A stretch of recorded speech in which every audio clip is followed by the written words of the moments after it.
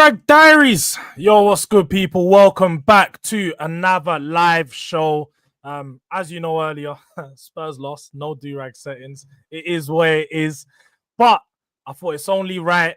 We've been trying to get this set up for a while. As some people may know, I've got a special guest today, and this is a very special guest. ManLikeAsh. Probably been talking ball, whether it's Clubhouse, Spaces, Twitter, X, whatever you want to Been a talk. while, man. Years now, man. It's been years.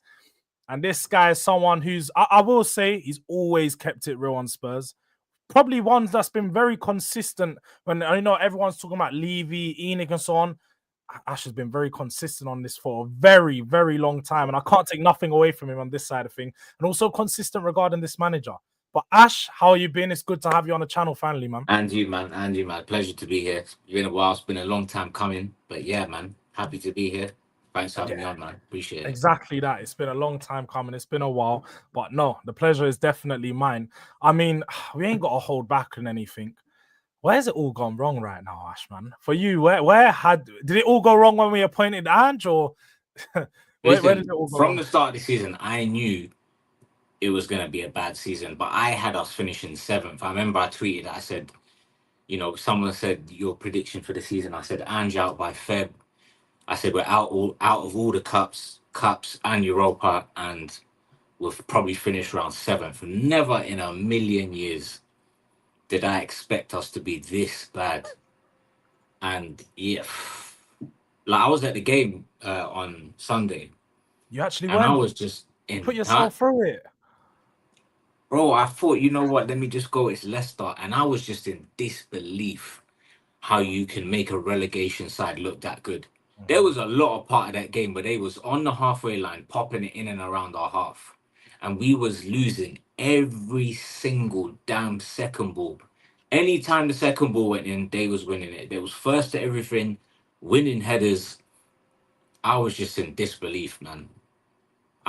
Where's it all gone wrong, you said? The thing is, I used to joke about this years ago, yeah? When I used to say without Kane and Son, we'd get relegated. And I used to joke about it, right? But a lot of people have said that, and I said it because I used to think, maybe not that we'd get relegated, but in my head I knew that Kane and Son covered up some serious cracks at this club, yeah? So in my head I knew, okay, it's going to be tough once they leave. Obviously, Son was somewhat performing last season in terms of output. This season, he's not, right? So now we're really starting to see what Spurs are like without Kane and Son. And boy, I don't know. Like, for me, how did we get here? It's a mix of both a poor squad with players that aren't ready. And it also comes down to just a manager that is just been found out is just getting picked apart from mediocre teams, and it's just a combination of both. Like, I don't think one side is, Expressions tweeted something today, and I wholeheartedly agree with it. Yeah, he said something along the lines of Daniel Levy is the reason why we haven't won trophies or we're not competing, but Ange is the reason we're in a relegation battle, and I fully agree with that. Although you can say the squad, that players are not great, fair enough, but we should not be fighting relegation.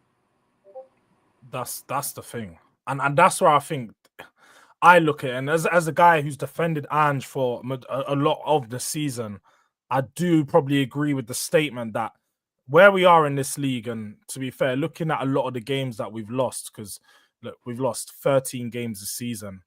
5 or 6 of the teams are definitely teams that we shouldn't have lost to. 4 of them are below us. We're 15th. So to lose to 4 of the teams below you, it's embarrassing. It's embarrassing, bro. You're losing because there's to only Ipswich, 5 teams below Everton, us. Ipswich, Everton, Leicester at home, Ipswich at home, Crystal Palace. Like, the thing is, yeah, if we was around 7th, 8th, I wouldn't really complain too much because I'd say, you know what, this was in line with my expectations. Yeah. But the manager has to do better. You can say Levy this, Levy that, and yeah, you might have a leg to stand on, but the manager has to be doing better. And I want to touch on this injury thing, yeah, because it's quite annoying. Because yesterday, for example, for one of their goals, I think it was Vardy or someone in the build-up to the goal, there was a screenshot I seen on Twitter, and I obviously saw it in the game, where he was running through the midfield, and there was nobody. No midfielders. There was nobody I within at think, yeah, if least. you look at this, There was like, nobody within at least 10 yards of him. yeah, Right? 10 yards circumference, nobody was near him. Yeah. My thing is, that is down to coaching. If yeah, you are leaving a player with so much space, it doesn't matter what play, it doesn't matter about injuries. It's about you telling the players positional. you cannot leave gaps all over the pitch. You have to stay compact. So leaving, I think it was Vardy, I'm not 100% sure. Leaving somebody like that, or was it I the guy think that it, I stood? think it was the second goal. It was nah. You're definitely talking about the second goal. So what happened was when I looked at it, you saw Gray and Bergvall for some reason. And again, this is where you have to question if it's by design. This can't just be the players being stupid and just doing. This is by It's design. not, no. The midfield is very similar to Ten Hag's in a way that we have two players that bomb forward. They've gone into like the two double 10 positions. So they're both in this, they're literally in the opponent's half, quite high up. And then Bergvall's obviously come to receive the ball from Porro. But because the pass was so bad from Porro and Bentancur's pulled himself all the way out of position, El Khanous just walked through the midfield. There was no one to contest him. There No was one to challenge nobody him. near him. And when I look at something like that, I say to myself, doesn't matter. You could have world-class players on the pitch. If that's the system that you're playing, that's going to happen. You could have Modric on the pitch. You could have KDB, Tony Cruz, whoever it is you want. If that is the system, that's going to happen. Do you think though, just to take away any bias from Ange or anything like that, and just see if we can give Ange some leeway? Because what I do look at it, and I think one thing we probably all can admit is we don't have a six. We don't have a natural DM. So do you think that sometimes the positions that the players are taking up on the pitch, i.e. Bergvall, Sarr, and Bentancur in particular, because those three I'd say have the worst positional discipline of any of our midfielders. Bissouma does the job decent at times, but on the ball we all know he's shaky. So do you think it's all a match? This is why this is why I slightly disagree with that, because if we look at under Conte, right, Bentancur was never ever known for being, ill-disciplined positionally. Yeah, that's true. So I think it's the way of playing. And I was saying it to my friend who I was at the game with. I was saying to him a few times throughout the game, I was like, look where the midfield is. Look where the midfield is. There was no one there. There was one player was there, Bentancur. Yeah. Bergwijn was like forward in the forward line. Sarr, I don't know where he was, right? And I was just looking at it thinking, if this ball breaks in midfield and they win the second ball, they're running through on us. Yeah. And every time, it just kept on happening time and time again. Not winning second balls, players not in the right position. And for me, that's just a systematic issue. Because when it's a player issue, right, that's when you're just getting outdone by talent that's better than you. Yeah. We're getting outdone because we're giving people so much time and space. That, for me, comes down to it's a systematic issue. And the injury thing as well, man. I can't, like, bro. Yesterday, yeah, the guys come out and said Pape Sarr's injured. Why was he playing? You have Regulon. Okay, yes, he's last resort option, but you have Archie Gray, who is a midfielder, and you decide to play him left back and leave Regulon on the bench and play an injured player. Like, where's the common sense? It's simple solutions. I think there is times when I'm looking at Ange and I'm thinking, my man's he's seeing the calculation. He's trying to do an equation when it's just simple add and subtract, bro. Like, you're trying to do way too much, bro. Throw Archie Gray in the 6, the position we signed him to play. Play Regan on the left back, the position we signed him to play. And you've got a full back line of players comfortable in their positions. You've got a midfield of players comfortable in their positions, plus Archie Gray, who's probably going to shield the defense a lot better than any of the others would. He's going to hold, he's not going to push forward too much, not going to be overzealous in the attack. I feel like he's overcomplicated things. And definitely, when you're looking at these results and these games in particular, there's no one else to look at but himself. When you're looking at the fact these players are continuously getting injured, why are you playing Sarr? Bro, you're only going to worsen his injury. And now what? Sarr might be injured, right? And now it takes me back to the Udogie situation. So now we finally see how good Jens Spence can be playing left back, right? Yeah. Why was he not rotated with Udogie? Why was Udogie playing every single game? And why is it? It's no surprise he's injured because you didn't rotate him, right?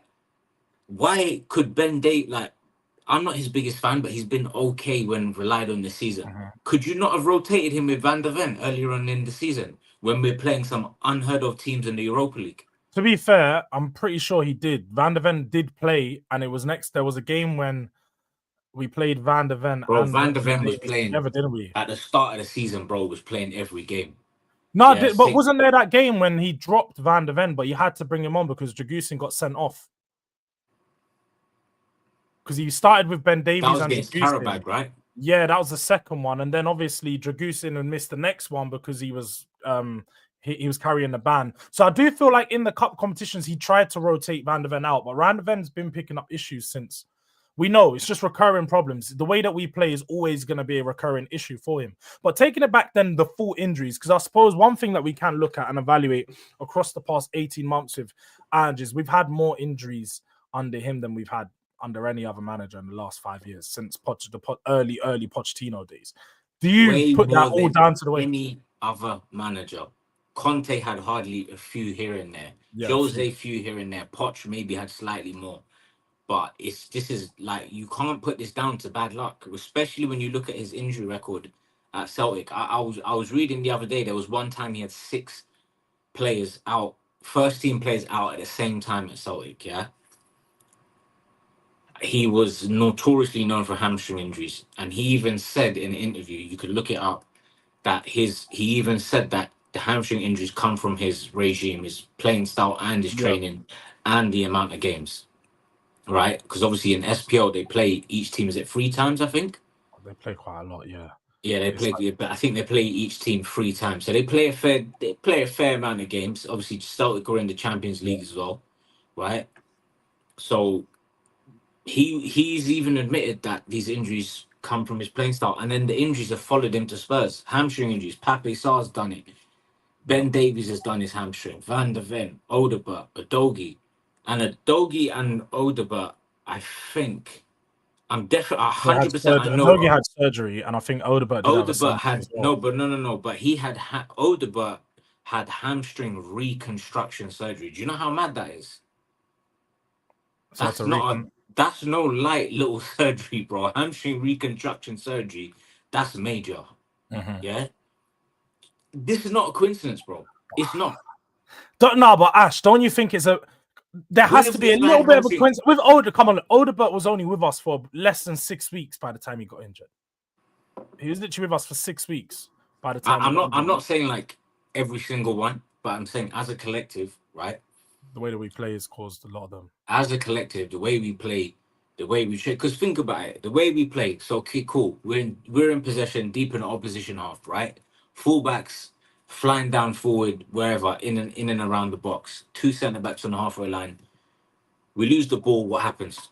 Everyone has to then sprint. The amount of sprints that our defenders, in particular, I'm not talking about midfielders and attackers. The amount of sprints our defenders, in particular, are having to make, it's not normal. Yeah, it's not. No, it's not.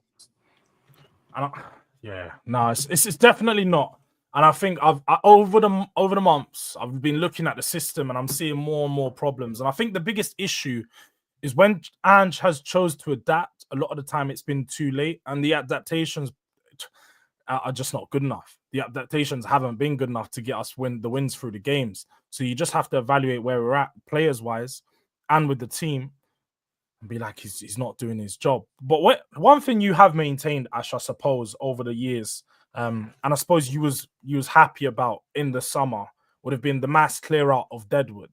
Now, think it's fair to say going into this season, we thought we'd cleared out the majority of it, and we'd only had a few players left.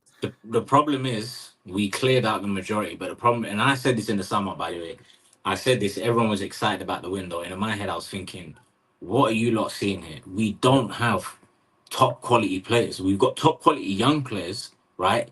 Now, a lot of these young guys take a few years to get into. I'm not writing any of them off. Bergval, very good player. Archer, great good player. Saar, under surveillance, right? I'm not sure about him. But I knew coming into this season, that squad was, we got rid of Deadwood, cool, but there was nowhere near enough quality. Yeah, there was nowhere near enough players. And I knew going into the season that, okay, last season we had bare injuries.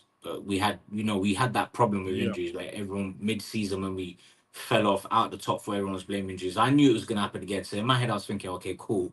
If Bentancur, Son, or Van der Ven get injured, who's coming in?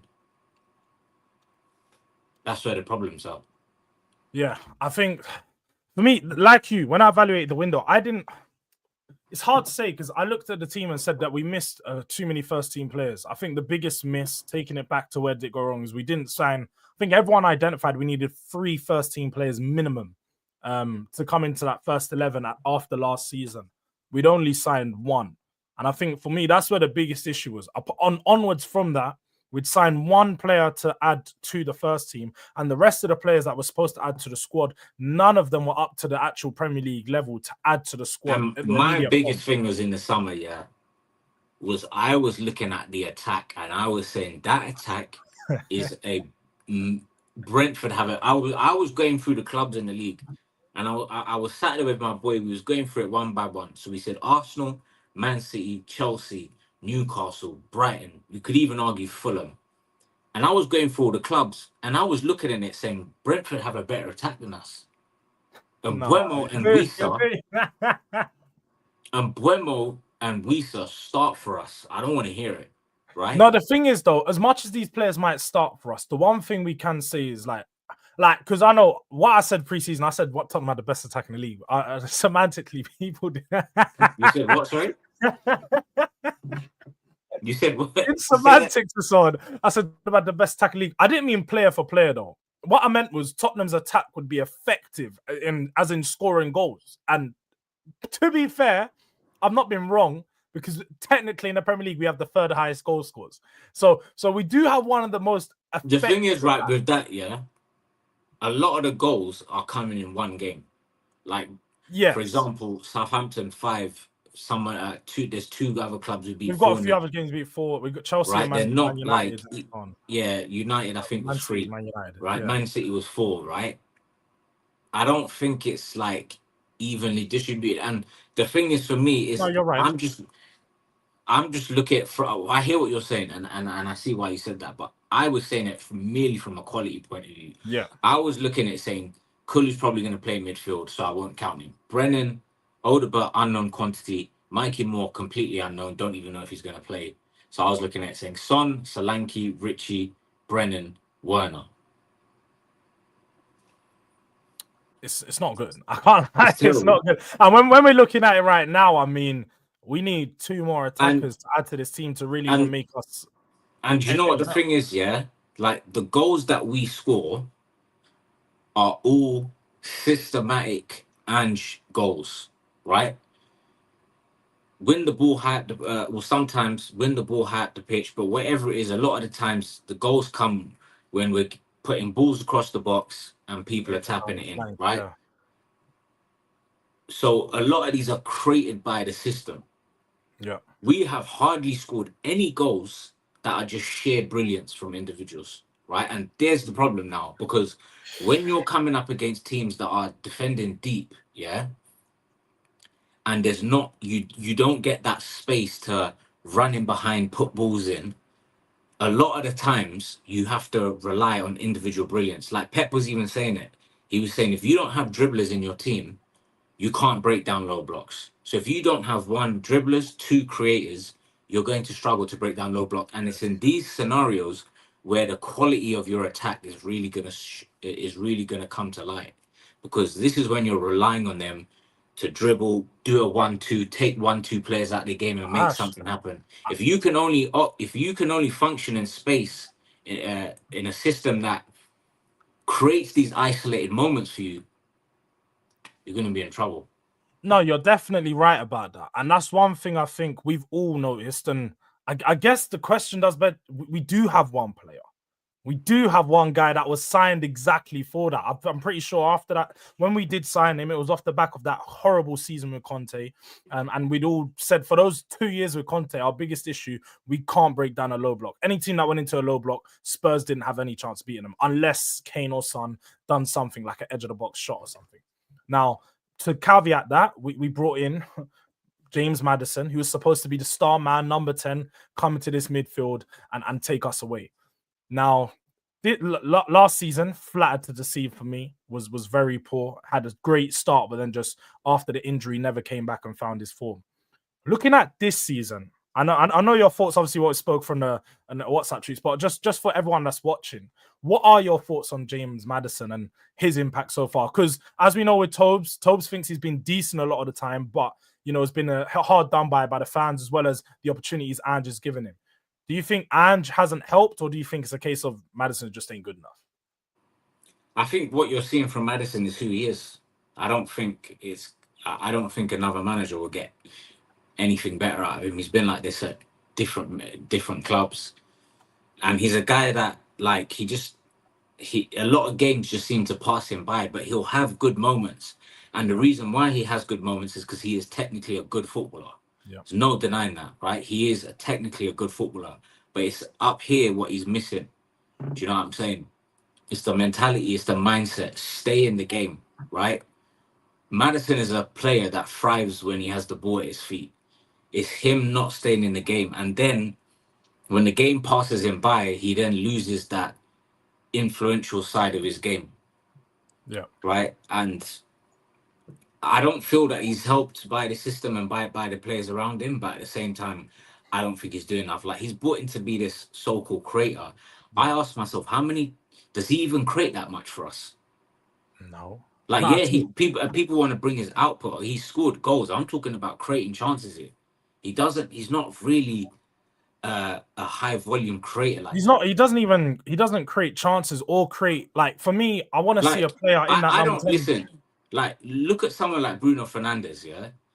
Although he's not that great, that guy creates chances like this, right? Split second, one ball into the box, and we've already got a guy like that in our team. We don't need 2 grenade launchers in. We got Pedro Porro, bro. No, but he does Bruno's job very well. What I'm saying is Bruno is someone that will be non-existent for the game, but in a split moment, he will create the best chance of the entire game. Yeah, right. He will. Maddison can't do that. So even though he doesn't stay in the game, I'm thinking, can I rely on you to do something? Can't do it. Do you think that's for lack of trying, or do you think he just hasn't got the ability to make those passes? Because for me, when I evaluate Maddison, I think a lot of the times it's like he shies away from the responsibility to do it because the ability is definitely there. Yeah, because what he'll do is he'll be in and around the midfield and he'll just be shuffling the ball, shuffle it, making the most obvious standard passes that you'd expect anyone to make. And it's like a lot of the times he looks busy, but I'm thinking, are you actually like you're just doing the standard? You're just doing the standard passes here. You're not actually doing anything creative, anything out of the ordinary, right? And another thing he's not doing is and this might be a systematic thing, but he's not using his good, like he's a very good, I don't want to say dribbler, but he's a good runner with the ball, right? Yeah. Very agile, low center of gravity, can twist and turn his way out, right? How many times this season have we seen him run at a defense and try and shimmy his way through, or run at a defense 1-2 in behind? It's sort of like what he done with the Arsenal goal last season when he got past Saka and so on. He done the same for Luton as well. Like, we ain't seen that. I don't see that proactiveness with him. I just see him getting the ball, pass it out wide, pass it there. I don't see any. I don't see a creator from what I'm seeing this season. Yeah. I look at him and I think, you're just doing this. What are you like? You're not doing anything that we expect of you, that you're supposed to be this creative number 10. It's not happening.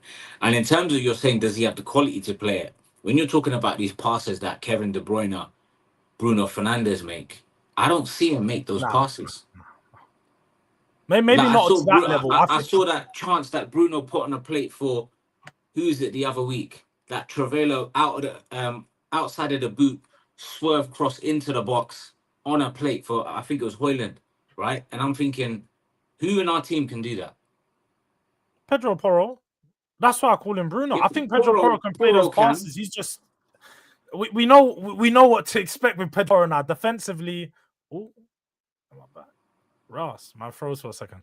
Defensively all over the place, but when and then when it comes to attacking, he wants to be like Trent. He's like a mini baby Trent at times. With his passing ability, that the pass he played into Maddison in the midweek against Hoffenheim was class, and even the one into Richie on the weekend, class. That's a very good cross, yeah. But defensively, it's just all over the place. So I feel like we have players that have good qualities, but it's just not all coming together. It's like all the ingredients just aren't working. We got a bad chef right now. I do think, and one thing I will say on Maddison's side, I don't think the style of football suits him at all. I really don't think it does. Yeah. I don't. I think this kind of gun-ho football, yeah, it don't suit him. He's more of a player that will play well in settled possession in a more structural team. Don't you think that, like, under Brendan Rodgers, he thrived on? I'd say that maybe the Brendan Rodgers system is not so similar, but it has similarities to the way that we play. Do you know what it is? Yeah, Brendan Rodgers for me went against his principles. I remember when he was at Swansea and he was playing a very controlled possession style. Nobody was taking more than 2 touches on the ball, right? Remember, people were calling them. People were comparing their style similar to Barcelona. It was very. It was very compact. It was quick passing. It was like a controlled possession style of football, right? I don't think Brendan Rodgers did that at Leicester. I think he kind of went away from his principles a little bit. But I think Maddison will suit a team like that more, where there's less in a team that isn't so gung ho, isn't so open. In this style of football, playing at 100 miles an hour, this is why I'm saying the game passes him by. He's just not in the game because it's just too fast for him. Yeah. Nah, so it's fair enough. I feel like, to me, when I've been watching Maddison, I feel like some of his best moments, to be fair, at Spurs have been when he's been playing a bit deeper. But it just doesn't suit him, the deeper role. Like I said, he takes himself out of the game, and he's not someone who's going to play those proper hero balls like a Bruno all the way through the midfield from deep. He's not going to do that. He just seems like he shies away from being able to do that and having the ability to do it. But looking at other players, and I mean taking it away from just Maddison, Son. How did you think Son was yesterday? And how do you? I mean, where do you evaluate him at this season? Because obviously we know next year is potentially his last year in a Spurs shirt. I think many people were in agreement and probably saying that he should have been phased out this year, and it's probably been being used too much at the moment. But have you been disappointed in his performance? Too much. His performance the other day, not great. But at the same time, I asked myself, did he really have that much come to him? Probably not. But what he's lost is he's just lost that individual kind of brilliance about him. Yeah, he just lost that ability to lose his man, cut inside, go on the outside, get the shot off. He's kind of lost that ability a little bit. I don't think his performance was great, but at the same time, he shouldn't be playing as much as he is. I think Mikey Moore should have started that game. I just don't understand this. Honestly, I don't understand his selections. The guy Son is finished, right? Clearly he's finished. He should be playing a bit part role, every other week, starting games. The guy started against who did we play last in the league? Everton. Started against Everton. Started against Hoffenheim. Right? So it's like, when are you going to plan to start Mikey Moore? Like, it just for me, it just doesn't make sense. Yeah. No, it doesn't. It doesn't. And I was confused because a lot of people were in the mindset that because he started against Hoffenheim, be like, oh, Mikey Moore's definitely starting against Leicester then. Nah, he's just continuing to play some of these players. Like, we haven't seen. But it's like, are you waiting for another injury or something? Yeah, it's weird. It's even Porro and Kulu. I've been looking at Porro and Kulu and just like waiting for Porro and Kulu to get an injury at this point because they've played. They're two people that I think the injuries got to be around the corner. Yeah, and Kulu, you can see it in the way that he's playing, especially the last 4 or 5 games. I think you can see really leggy, really starting to struggle. A bit leggy. Not looking like himself on the ball, and he's not had the ability to play in the middle as well. So he's been taken away from there as well. Well, But Poro for me, yeah, and I've been thinking it in my head for a while, but I've been trying to give the guy time. The guy is shocking. He's got a bit of quality on the ball, but he is so bad. no, I'm in a whole agreement with you. I said, to be fair, Like, yes, he can produce these like little nice balls here and there, but overall, the 90 minutes I was watching him, and where I was sat on the West Stand, second half, yeah. Sorry, first half, I was watching this guy's every move, and I was saying to myself, the guy is absolutely terrible. he's like a brain dead football player, no football He IQ. is literally brain dead. And that moment in the second half, I absolutely lost it. What on earth are you doing shooting from there when Archie Gray is at the far post waiting for a tap in? Archie Gray, Mikey Moore. Literally, do you know, bro? That my mind was on Mars. I couldn't believe it And the because he thing done is, so it's well to not beat the just one players. moment. He does this all the time where he just gets into a position and he thinks he can He shoot. can shoot. And people are like, oh, but he can shoot. I'm like, well, how many goals has he scored? How many goals has he scored with these kind of shots where he just licks it? He scored one against Burnley, and I think that was about it. That was The it Man last year City in the one, FA don't Cup. even bring that. That was like in the almost in the 6 yard box. Yeah. Yeah. No, you're right. I remember. That's probably the only And the goal. And thing is, even people are before like, that his ball goal, striking is good. No, it's not. He just hits the ball as hard as he possibly can. That's what he yeah. does. He hits it as hard as he can and he just tries to smash it. How many times has he taken a shot and he's gone to Rosette? I've lost count. So many. And I remember the stat last year before he scored the Burnley goal, where he had like the most shots on goal in the Premier League without scoring a goal because Without, he yeah, shoots so yeah, much. most shots without scoring. And people tell me he's got good ball striking. No, he doesn't. No, he doesn't. He doesn't.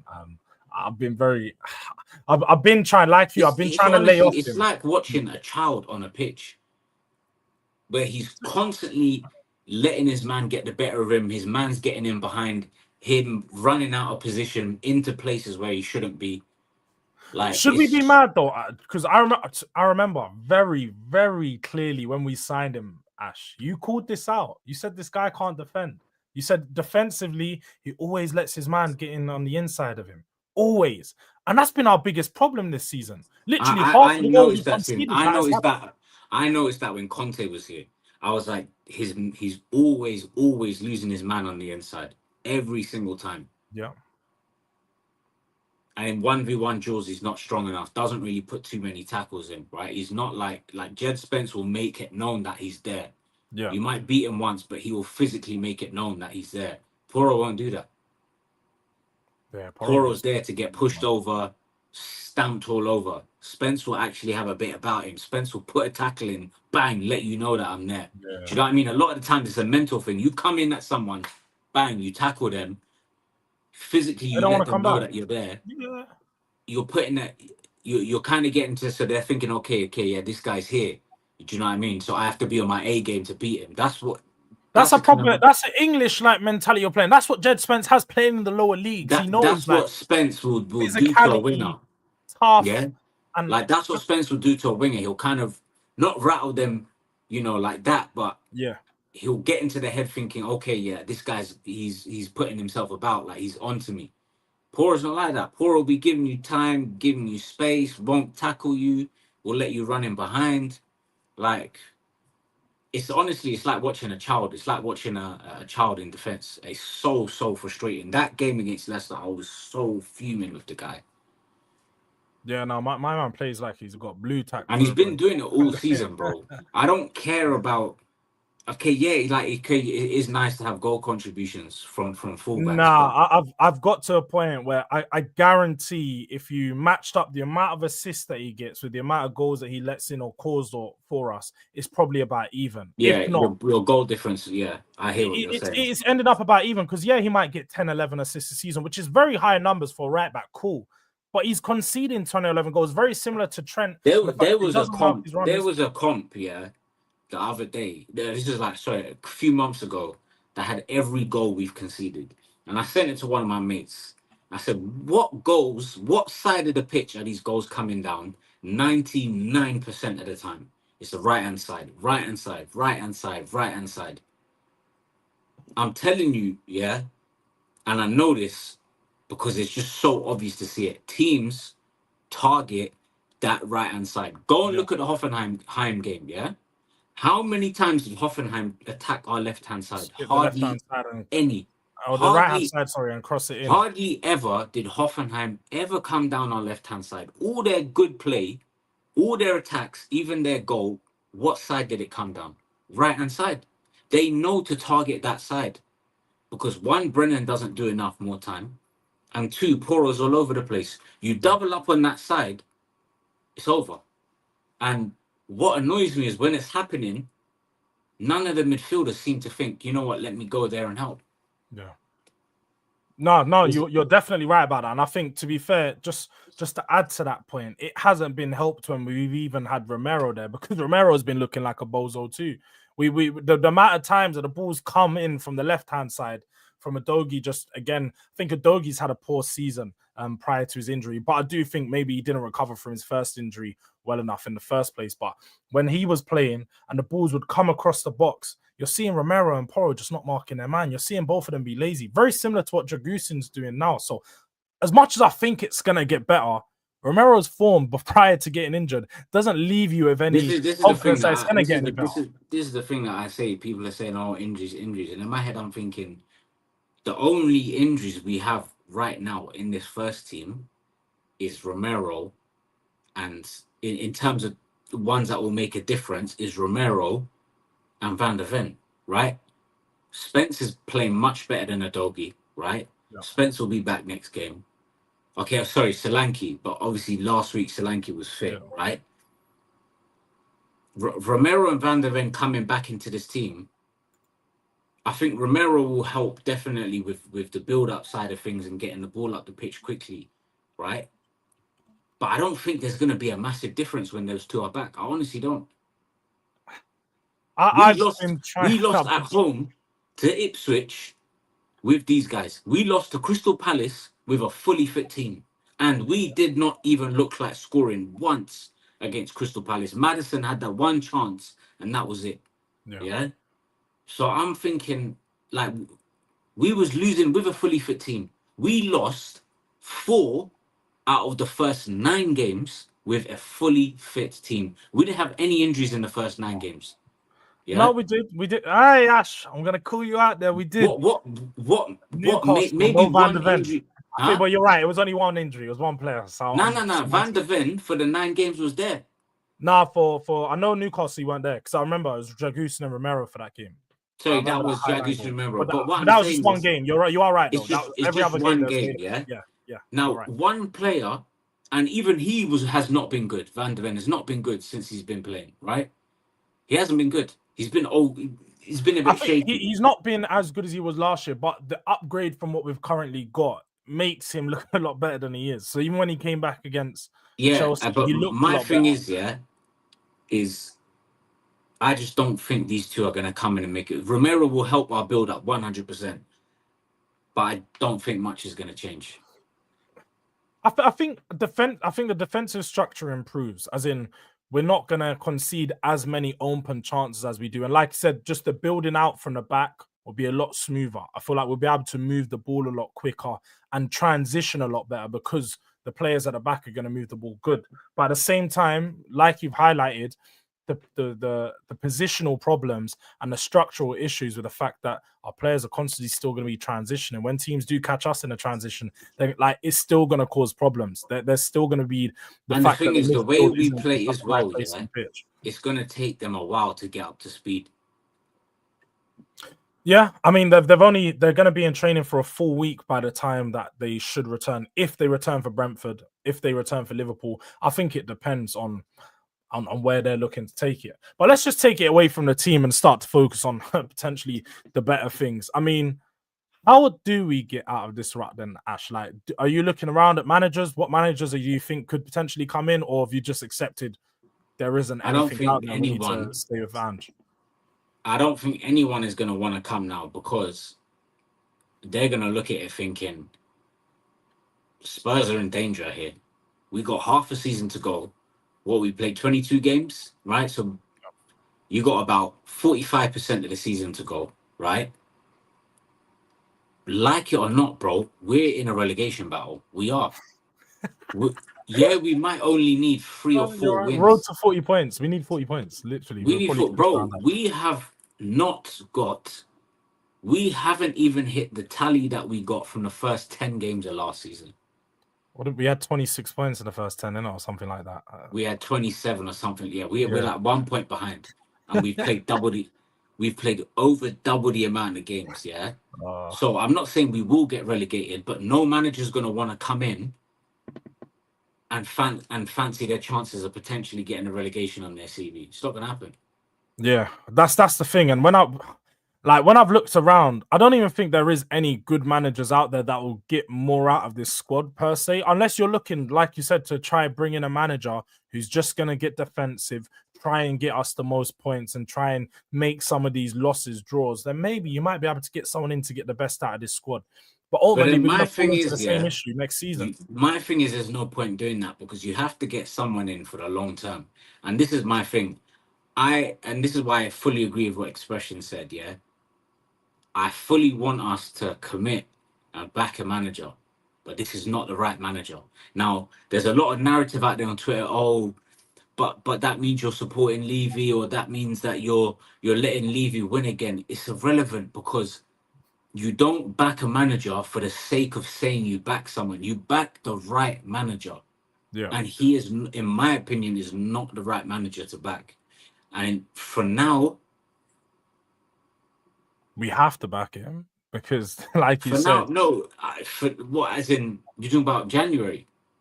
Not for for January we have to back him, but I mean also maybe you can get 1 or 2 players in, right? The striker situation is very tough because everyone knows as soon as Solanke and Richie are back, they're now third choice, right? Yeah.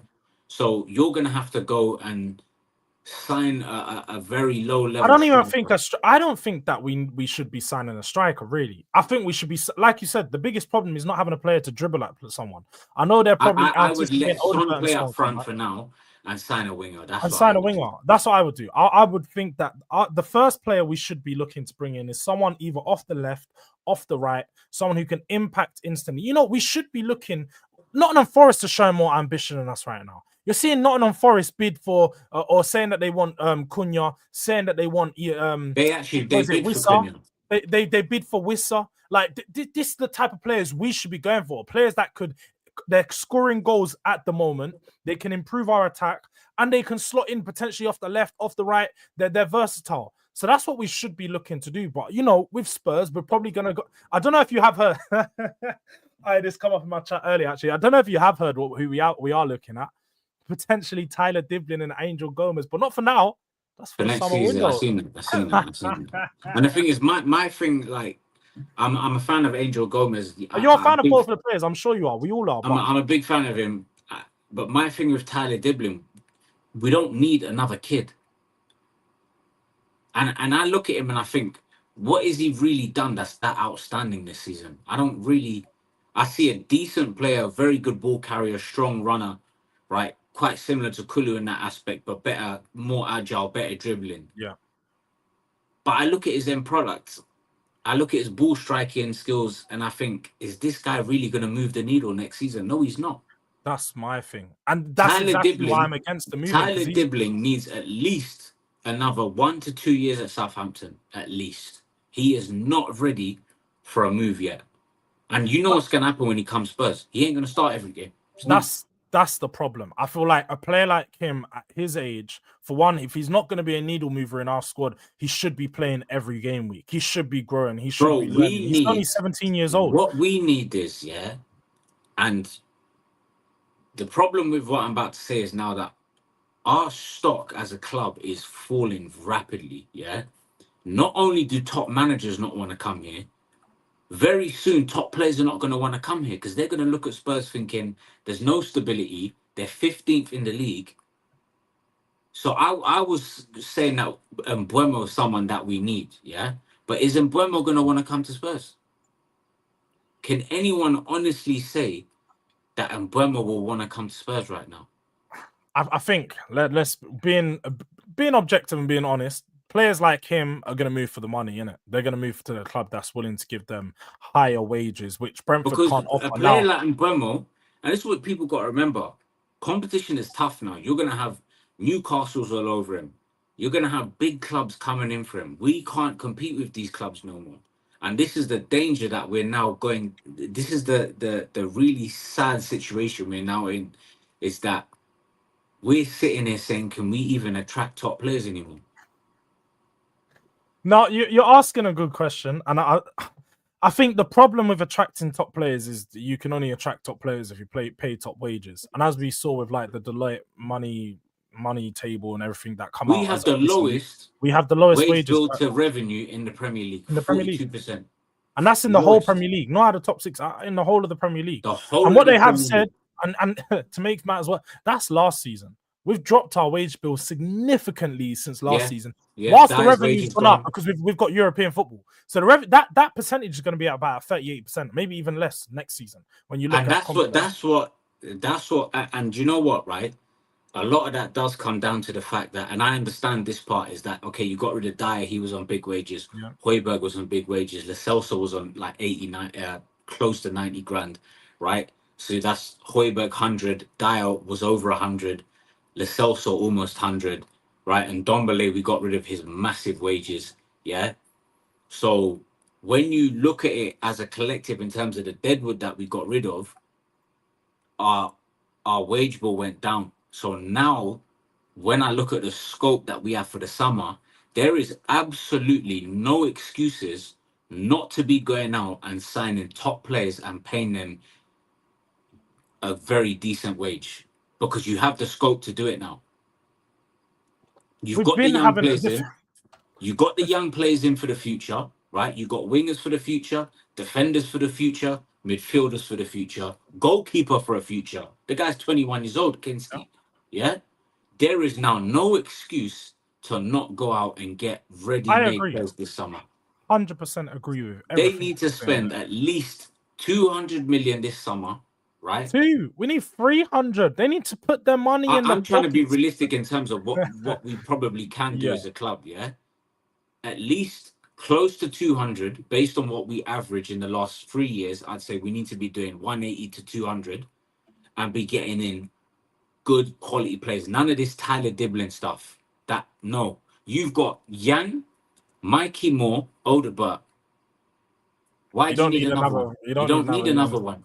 Because if Tyler Dibbling comes in, is Odegaard going to get minutes? Is Jan going to get minutes? Do you know what? No, even bigger question is, because I'm even looking at it right now, Spurs are saying they need to sign a forward player. Let's just say we do bring in a right winger, someone proven. So you got Yang, you got Moore, you got Odegaard, you got Brennan Johnson. So we're bringing in. What's the point in having Brennan Johnson if we brought in all these other young players? So let's say Tyler Dibbling, who plays off the right. What is the point of Brennan Johnson? Like, why is he here still? This is why I seriously worry about what this guy Johan Lange is doing, because you're supposed to be the strategic director, right? Why are we linked to players like Tyler? And Matt Law was saying that Spurs want him in January. Why? What is he going to do here? He's injured. He's out for the next 4 to 6 weeks. He's Who, not doing Tyler anything. Dibbling? He's injured right now. Do you know here? He got injured like last week, I think. I'm pretty sure last week in the game against United. Bro, this is what I'm saying. Sure I'm looking. We can say Levy this, right? But I'm looking at Johan Lange thinking, where's the strategic? I agree, and that's where I put some of the blame. Well, I put a lot of the blame on Johan Lange, because I was sitting there thinking, I was like, okay, I'm gonna call out Levy, Enoch out, Levy out. We're always on that, and you're gonna stand on business on the side of that. But Johan Lange has a job to do. He would have been told prior to the window, you have a certain budget. This is what you've got to work within. He would have been told something or given an indication of what he's allowed to do in this transfer window. Nothing's been done. They even said, they come out in the reports, Fabrizio, Ornstein, they said nothing's closed. Ange come out in the press conference and said himself, I don't think anything's imminent. Like, so that means this whole month, Spurs have been sitting around playing with their fucking asses, doing nothing. We've signed Kinski, who again they said was already. And I got slated for saying this. I got slated for saying this. We did not need a goalkeeper in this window. We did not need one. Brandon Austin could have seen it out till Vicario was back, yeah, and that money should have gone towards a defender and then you whatever left on a winger, right? Those are two positions. The money Defender. spent on him was changed though, Ashman. Like they can't even justify that money stopping us from spending it. It's 11 mil or something. But here we are with no players. You're right in that sense. You're definitely right in that sense. I mean, what this does show, and the thing is, Kinski, like with all due respect, it's very unlikely he was gonna. It's not like that was a you either sign him now or you miss out. Because I was searching this guy and I didn't see him linked with no big clubs. No one. He wasn't linked with nobody. Yeah. So we could easily have gone back in for him in the summer and focused on what we needed to focus on. Yeah, I think there wasn't any confidence in Brandon though, innit? I think one thing we can say is whoever didn't have the confidence in him was wrong because he's had two very good performances. Even Hoffenheim, I felt like he was really good. I thought he was very good. Yeah, very good. Even when he come out and they gave him that so-called the penalty that VAR took back. Like, he done really strong to win the ball. A lot better than Vicario probably at winning crosses and claiming them. Yeah, he looks more comfortable than Vicario. No, he does. And claiming crosses and so on. He's looked decent. I can't take nothing away from him. I've been really surprised that the club hasn't used him up until now. And this is what I was saying. This is what I was saying before. I said, play Brandon Austin until Vicario's back and focus on other areas of the squad. It's just negligence, and it just happens every single season. Yeah. And I'm looking at the summer, and you know what? I was saying this in my group chat the other day, and I never ever thought I'd say it, but I'm looking at the club right now, right? I know no top managers are going to come in. It's over, yeah? People need to remember, before we hired Conte, we went for about 7. Before we hired Nuno, we went free. Nuno was 4th choice manager. Fonseca, Gattuso, right? Who else was in there? Nuno was like bottom of the pile choice, yeah? And we went 3 whole months without a manager. Yeah, record. That is telling you something that many managers don't want to come in. Conte then comes, gets sacked. We then can't land our first choice, can't land our second choice, have to settle for Ange. Yeah? Now when Ange goes, we're going to be in the same situation. So I was looking at the manager situation, and I was looking at the squad, yeah? Yeah. Thinking, what are, like, who can, looking at the squad, but then looking at who the owners are, what types of players they're going to sign. Yeah. And I never, ever thought I would ever say this, yeah?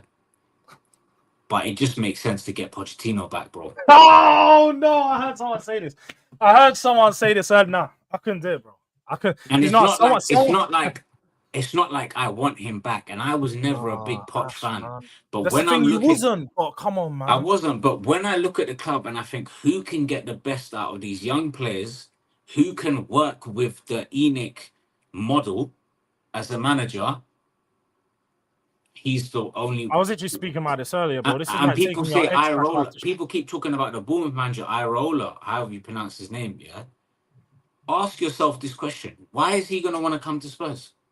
Yeah, no, you're right about that. And also, if you look at the way that he plays, very similar to Spurs. They've got a lot of injuries, but due to their high pressing style, very similar. Of course, I would welcome him at Spurs, yeah? But I'm asking myself, why would he come in? Why would he come? Especially right now, at this point in the season. But back if he gets Bournemouth, if he gets them into European football, whether it's Conference or Europa, right? They're not going to get Champions League, but they might get Europa League, might probably get Conference, right? If he gets them into Europe, why is he going to want to come here? He's going to want to go, like, yeah, we're a bigger club than Bournemouth, but look where we are right now. At Bournemouth, they're doing what we do. They sign young players. They got 2 fantastic defenders, right? The guy, the guy that they signed from Juve, I cannot believe Juve didn't sell him for like big money, right? Then they got Kirkes, right? They signed similar players to us. They signed, like we was linked to that Alex Scott guy. They are signing similar players to us. Yeah, maybe they don't spend the 60 millions on like the 1 or 2 signings here and there. But if I was looking at it as a Bournemouth manager, I'm thinking it's a similar project. You might get a little bit more money at Spurs. What's the point? No. You want to leave Bournemouth and then go to the next. I think they would definitely come Spurs if it was looking at the job at the end of the season. Because at that point, you know, you're going to get a full, you know, preseason. You're going to get time to implement what you want, and you're going to understand what you can do with this team. Because if we look at it next year, can Spurs finish above Bournemouth? Very much so. You just need to have a good manager in place with a good squad, good, you know, just put in all the right ingredients, and we can definitely finish above Bournemouth with not too many issues. I won't say no issue because boy, they're looking very good right now. But back to Pochettino, I can't just ignore that, bro. I don't think Pochettino can come back. I don't think he'll be accepted as comeback. I think the ownership will look very stupid. Bro, And I don't think Daniel Levy's a guy that likes to admit he's wrong. I don't think he brings Pochettino back. I'll be honest, yeah. I couldn't give a shit that he managed Chelsea. I couldn't, right? How? Huh? For me, it's just I'm not bothered about it, and I'll tell you why. Because I know if he did come here, or any manager that used to manage Chelsea, I know if they come here, they're committed to the cause, right? He doesn't have an affiliation with Chelsea. He went Chelsea because that was the best offer he could get at the time, and it was a big club. So he's probably fancying his chances, thinking, you know, I've still got an opportunity to go to a big club. Let me take this one, right? I don't feel it was like, oh, he stabbed us in the back. I don't really feel that way, right? It's not like I really want Poch. I'm looking at the Enoch model. I'm looking at this young squad. I'm looking at the fact that no manager is going to want to come here. He's probably someone that can come here and get a tune. I guess I asked you this question off of the back of that then, though. Would Pochettino want to leave where he's at? Because he looks very comfortable at USA now. He's in the USA, bro. He's doing USA national team or whatever he's doing over there. If we came calling and said sorry for what happened last time, we're gonna try and make things right. He would leave that job instantly. He would. He would definitely come running back. He'd come running back, and we know that 100%. And it's not like me saying I really want him back. I just look at it thinking, who can we get? Right? I don't really know too many. Like people talk about this manager from Stuttgart, whatever his name is. Yeah. I'm open to some of these guys. I really am, right? But I don't know them that like I can't sit here and tell you about the Stuttgart manager. Do you know what I'm saying? Yeah. So we might find someone we might find the next. Is that's Sebastian Hoeneß or whatever? Something. Yeah, that's the guy, right? A lot of people talking about him. He's a very good manager. What about Thomas Frank? No, absolutely not. Absolutely not. I am not. No. Forget about it. Why did that one throw you off so much? Because a lot of people, and to be fair, I think tactically he's one of the top managers. But I don't think he is. I think tactically the way that he approaches games is really good, but just doesn't. I see them get slapped up every week. Sometimes they do. It can go either way. But don't you think that's a lack of their quality? Like they haven't invested. No, because why are Bournemouth where they are? I'm telling you, coaching has a massive influence, bro. Yes, Bournemouth have got some good players. They got Semenyo's class, Kluivert's class. They got some really good players. No, but this is my thing. Semenyo and Kluivert were doing diddly squat before Areola. They were meaty players that nobody would look twice at. Now all of a sudden, a good actual coach has come in, not just a manager, a coach. Somebody that coaches players, improves them, has come in, and now they're looking like decent players. Because that's what the coach has done. That's what the coach is doing. We saw both of those players before Areola came. Nobody would have even mentioned them when talking about decent players. You are right. You're definitely right. So listen, I'm open to managers' names. Obviously, like I said, I don't know too much about other leagues, right? So that's my stance at the moment. But it has to be a manager.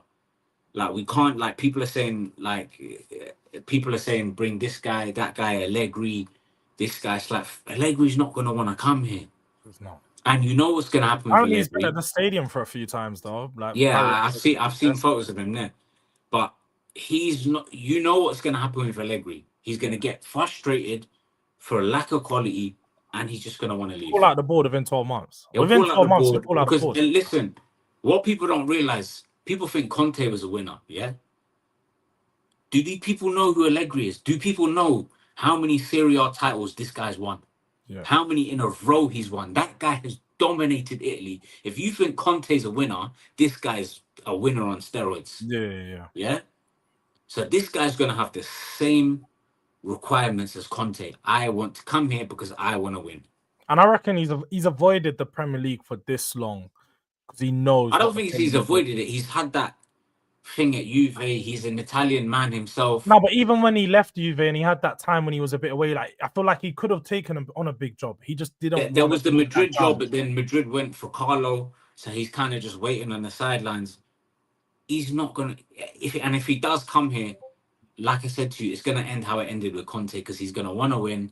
He's gonna get frustrated. He's gonna say, "Oh, you're bringing me Tyler Dibbling and these guys." He's not gonna stand for it. Yeah. So we need to get a manager that is going to work with young players and is willing to work in the and listen. This is what I can sit here and say. Enoch out. They're not going anywhere. I want Enoch gone. Right? We all know who the problem are, but they're not going anywhere. Yeah? I mean, we got to try though, Ash, man. Like you used to say all the time, and I used to sit there. The mentality you have is exactly what I've had for many years. I've just been like, do you know what? They're not going anywhere. Why are we even talking about it? It's boring. Like, it's boring to keep talking about it. But what you used to say, look, we have to, because if no one talks about it, then it's just going to maintain to be a problem. Yeah, no, we have to. We have to try as a fan base to come together and keep getting messages out there. Keep pushing the fact we don't want. We have to try, but here's the big problem, right? The way to actually protest, none of our fans are willing to do it. The way to actually leave the stadium in the middle of a game and stuff like that. Yeah, either leave the stadium.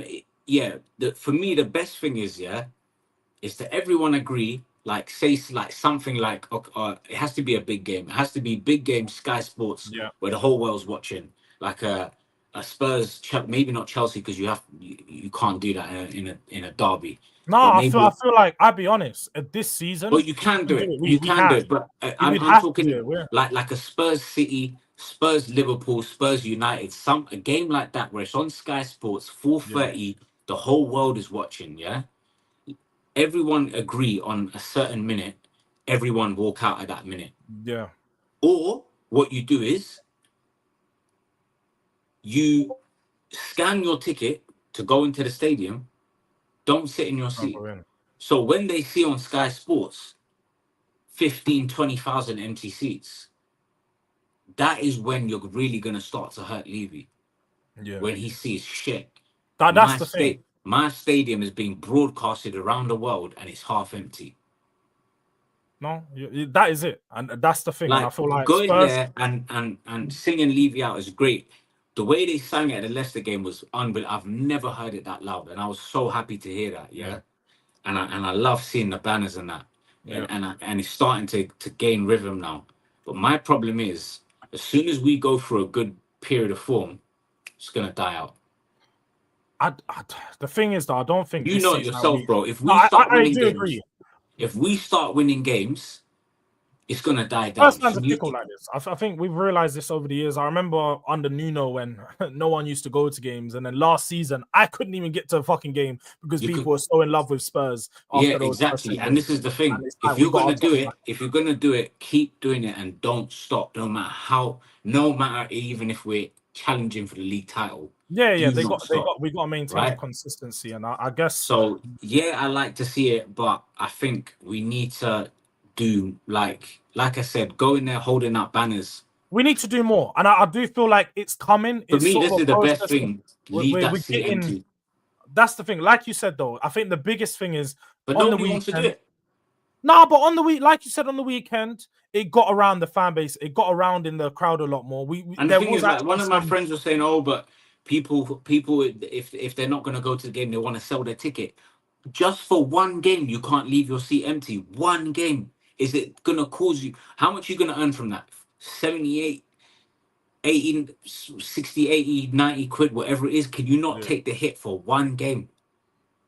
No, they're going to have to. And people are going to have to. They're going to have to learn the hard way. That's the way that we got to do it. But like you did point out. Or what you do as a season ticket holder, scan your ticket. Just don't go to your seat. Yeah. Go scan your ticket and walk out.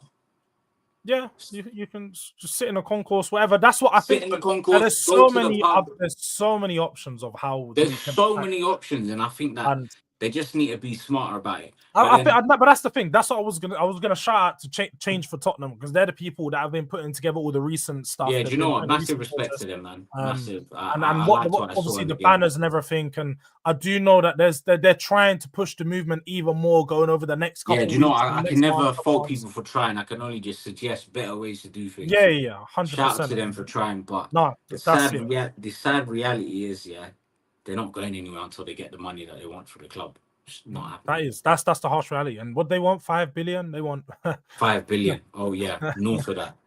Bro, listen, let me tell you this now, Let me tell you this now. No matter how much you say Enoch out, Levy out, until they get their money, they are not going nowhere, because they built the club up to this point.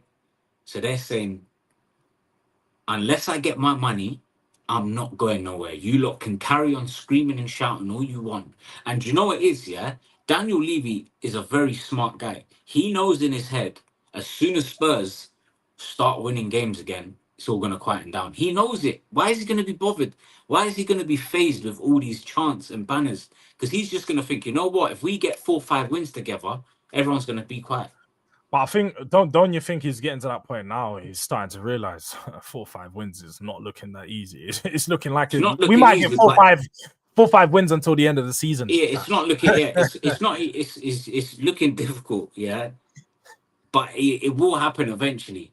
Do you know what I mean? In his head, I've heard him in interviews. They've asked him, what do you think about fans? And he says, I'm very thick-skinned. He don't give a monkeys. No, he don't. And even at the end of the game, like you said, I saw the videos. He's just looking over the stadium. He's like, this is the empire I built. And it's like, 15th fucking place, bruv. Yeah. This is exactly what you built. If losing to Leicester at home, like that, this is exactly what you built. But if he doesn't make a signing over the next week, because I think there's 1 week left for the transfer window. I think it closes on the 3rd of Feb this year.